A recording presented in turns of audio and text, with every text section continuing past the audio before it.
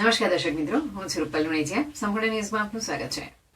બનાસકાંઠા જિલ્લાના કાનપુરા ગામે રાજ્યપાલ આચાર્ય દેવવ્રતજીની ઉપસ્થિતિમાં ખાટલા પરિષદનું આયોજન કરાયું હતું. આ અવસરે રાજ્યપાલે ગ્રામજનોને વૃક્ષારોપણ, સામાજિક સમરસતા, સ્વચ્છતા અભિયાન અને નશામુક્ત સમાજના નિર્માણ માટે સંકલ્પ લેવા આહવાન કર્યું હતું. ખાટલા પરિષદ પૂર્વે રાજ્યપાલે કાનપુરા ગામે અનુસૂચિત જનજાતિના અગ્રણી મંછાભાઈ માસાના ઘરે પરિવારજનો સાથે ભોજન પણ લીધું હતું. આ ઉપરાંત રાજ્યપાલ આચાર્ય દેવવ્રતજીએ પોતાના જન્મદિવસ કાનપુરા ગામના ખેડૂત પરિવારોની વચ્ચે ઉજવીને ધન્યતા અનુભવી હતી. ગ્રામજનોને સંબોધતા રાજ્યપાલ આચાર્ય દેવવ્રતજીએ જણાવ્યું હતું કે શિક્ષણ વિના કોઈનો ઉદ્ધાર શક્ય નથી. તેમણે ભારપૂર્વક કહ્યું કે તેઓ ગુજરાતના ગામડાઓમાં જઈને ખેડૂત ભાઈઓ સાથે સમય વિતાવે છે અને સમાજ ઉત્થાન માટે પ્રયત્નશીલ છે. રાજ્યપાલે ભારપૂર્વક જણાવ્યું કે ગામના દરેક દીકરા અને દીકરીને કોઈપણ પ્રકારના ભેદભાવ વિના શ્રેષ્ઠ શિક્ષણ મળવું જોઈએ. તેમણે ઉમેર્યું કે રાજ્ય સરકારની વિવિધ યોજનાઓ હેઠળ વિદ્યાર્થીઓ માટે હોસ્ટેલની સુવિધાઓ ઉપલબ્ધ છે, જેથી કોઈપણ બાળક શિક્ષણથી વંચિત ન રહે. શિક્ષણ એ સમાજના સર્વાંગી વિકાસની મજબૂત પાયો છે.